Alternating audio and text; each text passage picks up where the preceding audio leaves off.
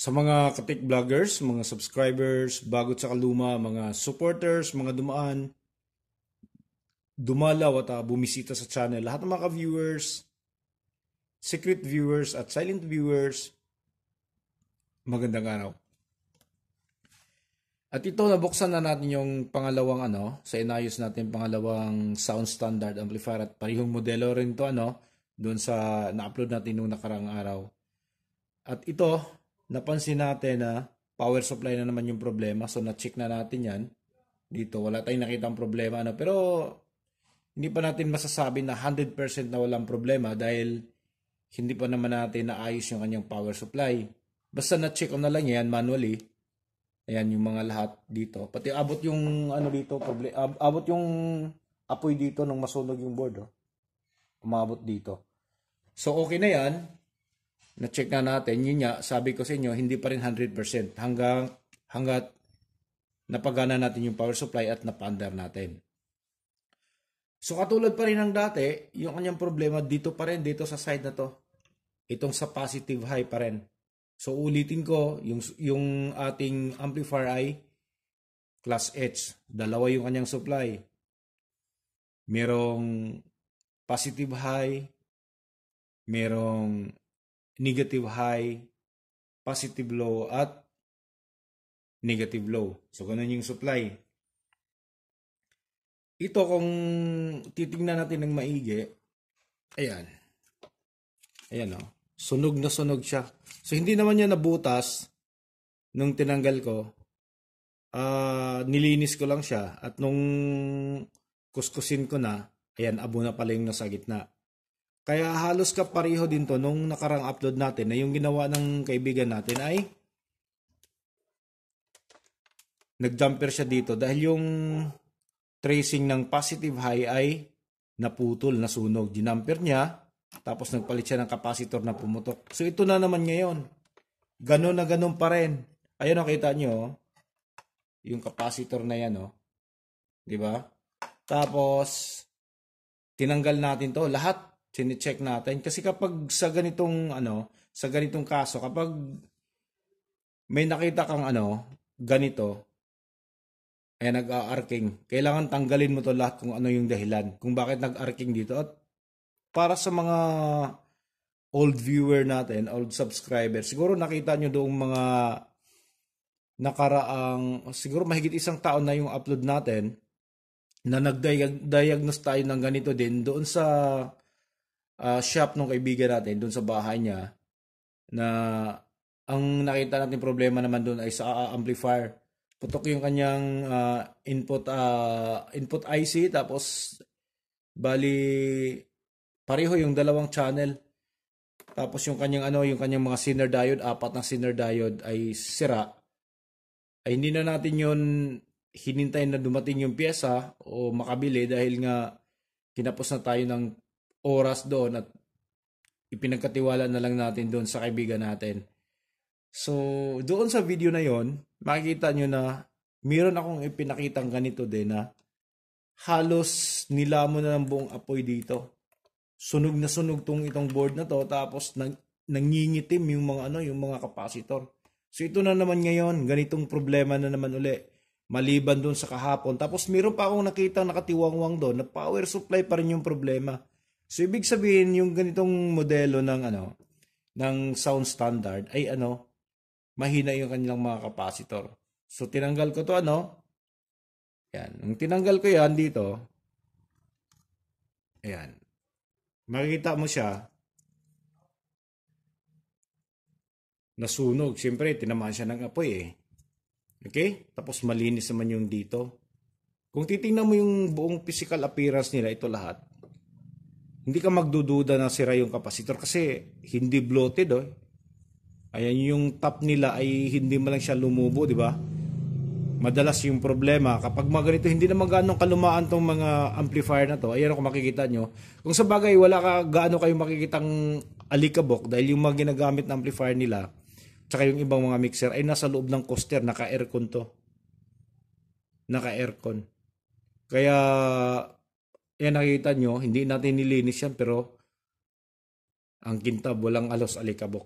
Kasi naka-aircon to, nasa loob ng coaster yung lahat ng mga power amplifier nila.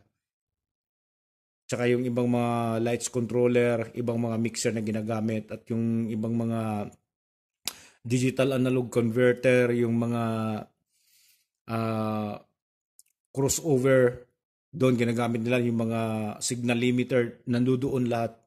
Yung nasa labas lang ay yung ginagamit lang ng DJ. Yun yung nasa labas ng mga gamit. So dito, balik tayo. Ay kung titingnan mo siya, maayos pa eh. Ayan, oh. Tapos kapag sinukat mo, yung value nito ay 15,000 microfarad, 80 volts. Kung susukatin natin dito, okay,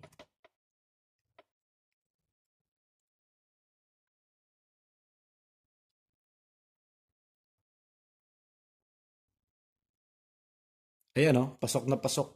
Nasa 14,000, 14.27 pa rin yung kanyang ano. Nasa 14,000 pa yung kanyang capacitance. So pasok na pasok pa. Okay, hindi ka maano na sira. Pero kapag tinanggal mo tong insulator niya, dito mo makita na tumagas na yung kanyang lekido, yung kanyang acid. Yan. So ito yung dahilan kung bakit nasunog dito. Kasi magkatabi lang yung ano eh. Magkatabi lang yung dito, malalapit lang yung positive high, tapos ground. Malalapit lang sila. Tapos nasa kabilang likod naman, nandun din yung ibang linya. Kaya, ayan. So, nung tumagas yung kanyang liquid, tumama dito, kaya nasunog yung board. Pati itong mga wire na to, tinamaan pa, oh. Ayan, oh. Sunog siya, oh. Dito. Ito. Itong wire na to, ayan. Sunog. Sunog to. So, meron pa tayong mga aayusin dito, pari yung dito na side, oh. Dito na side, nangingitim din yan. Tinamaan din ng apoy yan dito. So, ayan. Patunay na itong side na to, laging nasisira. Itong sa positive high, ito yung laging bumibigay na capacitor. So, ibig sabihin, ito yung pinaka-stressful dito. Itong capacitor na to, yung nagdadala ng positive high. So, ito yung pinaka-stressful. Base na rin dun sa panglimang board ko na to eh. Panglimang board ng power supply na nakikita ko na pang-apat na ganito pa rin yung problema. Kaya ito ngayon, tinanggal ko sila lahat, ano? Tinitingnan ko sa isa-isa. Ayan. Uulitin ko, kung titingnan mo yung physical appearance nito, hindi ka maano na sira. Dahil nga, ayan, no, hindi naman sila bloated, ano? Hindi sila bloated. Tsaka maganda yung kanyang physical appearance pa, oh. Tapos, yung kanyang balot, yung kanyang jacket niya, ay hindi naman nag-i-expand. Yung iba kasi, parang nag-i-expand yan o kaya parang nalulusaw. So dito hindi, wala kang makikita oh. Talagang ang gaganda pa oh. Ayan siya. Ang ganda pa. Dito pala siya tumaga sa ilalim. Ayan. So itong iba, titingnan natin.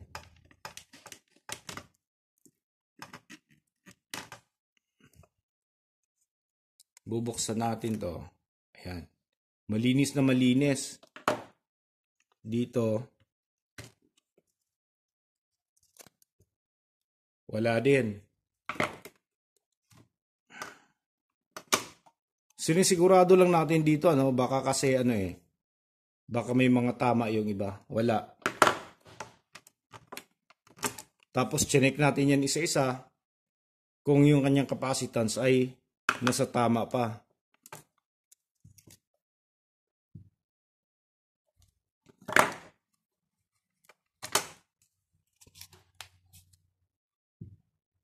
Okay, subuo. Wala. Ito, yung pang dito kasama nung isa.